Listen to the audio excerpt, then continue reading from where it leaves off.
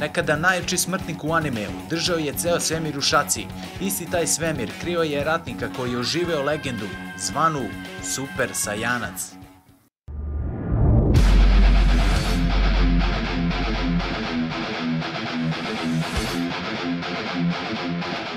Frizu možemo da uporedimo sa recimo nekom jakom ličnošću iz našeg sveta, koji ima jake političke veze i bukvalno je nedodirljiv za bilo koju osobu, a i svi ti ljudi koji se trkaju sa milijardama su naravno zli.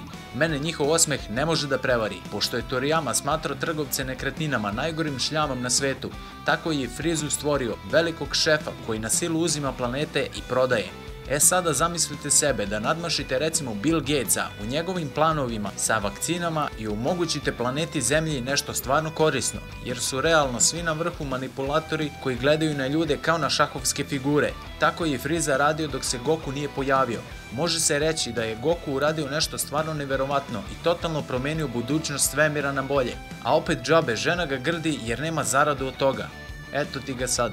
Parodiju koju sam napravio za Frizu kao najjačeg vlogera u univerzumu je, kako sam i kasnije shvatio, veoma poučna i realnija od samog animea, jer ima nekih solidnih činjenica da je danas vreme kompjutera. Ako znaš sve to u malom prstu, ti si na konju, bukvalno možeš da živiš kao car. Ko je pogledao parodiju shvatit će, ko nije, neka baci pogled. Frizina ranija vladavina je bila dosta ozbiljnija. Kada je uvideo da Saiyanci nižeg borbenog potencijala napreduju brže od njegovih elitnih ratnika, rešio je to veoma brzo sa jednom supernovom. Na njegovom svemirskom brodu je došao i kralj Vegeta, ali je završio tragično sa samo jednim udarcem. Ali opet je ostavio princa Vegetu, Nappu i Radisa, što znači da je to bila njegova prva greška. Da Radis nije došao na Zemlju, Goku bi verovatno ostao u životu, ne bi dolazili Vegeta, Nappa i Goku nikad ne bi ojačao da nije otišao kod kralja Kaja.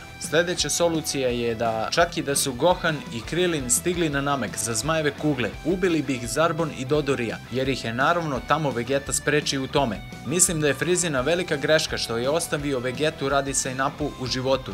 Goku nikad ne bi toliko ojačao za Frizu da se Radis nije pojavio. Sada se selimo na Namek sa pričom kakva jeste i tražimo sljedeće mane. Preći ću na onaj deo kada se odvijala borba između Naila i Frize. Nailu je poštedeo život jer nije bilo puno preživelih Namekijanaca koji znaju lozinku za zmaja Porungu i požurio je na mesto gde su Vegeta, Krillin i Gohan. Već na samo pojavljivanje, on je mogao da ih ubije veoma lagano, ali je pokazivao svoju silu nad Vegetom. Posle nekog vremena ubio je Krillina, koga je kasnije Dende oživeo. Krillin je bacio disk uništenja koji mu je odsekao rep. Realno mogao je da ubije Frizu, kasnije je shvatio da Dende leči ranjene i ubio ga. Kada je Piccolo došao, koji je odradio fuziju sa Nailom, tako otežao Frizi borbu, što znači da je to još jedna od Frizinih grešaka. Došao je red na Gokua i njegov kec iz rukava, duhovnu bombu. Friza nije provalio da je iznad njega ogromna lopta puna dobre energije koja čeka da bude puštena da pojede zlo. Njegov misteriozni povratak je sve šokirao, ali je to i onaj trenutak koji ulazi u istoriju anime industrije. To je rađenje novog ratnika, Super Saiyanca. Greška je bila što nije odmah likvidirao Gokua, koji je bio iscrpljen do maksimuma. Sve što je uradio je bilo provociranje da Goku eksplodira u novu ličnost. Ovdje bi mogla da se završi tema, ali ubacit ćemo njegove ispade sa Zemlje. Kada je nekako njegovo telo obnovljeno u Robo Frizu, Cold mu je rekao da najbolje da Zemlju unište iz svemira, ali je Friza insistirao da će biti bolja osveta da se malo poigra na njoj. Tako da je i tu napravio grešku, kada je postao odličan mesni komad za pihtije. U Super serijalu je ponovo vraćen u život i napravivši od sebe pravu borbenu mašinu, spreman za osvetu, što ga je koštalo života kasnije, jer je njegova zlatna forma imala velikih mana.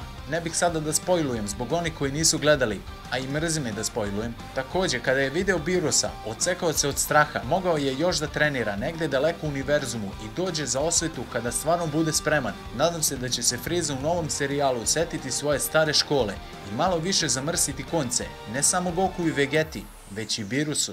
Toliko o ovoj temi, kao što se može zaključiti, Frieza je veoma uporan u svojim ostvarenjima jer ne može nikad priznati sebi da neki Saiyanac bude jači od njega. Uvek će rizikovati život u pokušaju i teško da ćemo vidjeti Frizu nalik Piccolu i Vegeti. Mislim da tako i treba da ostane. Ako Frieza postane dobar, ceo serijal će postati loš. Bacite like, sub i bit ću vam zahvalan do neba. Pozdrav! In the end, I'll be the one who laughs last. You don't get to have everything go your way forever, Beerus.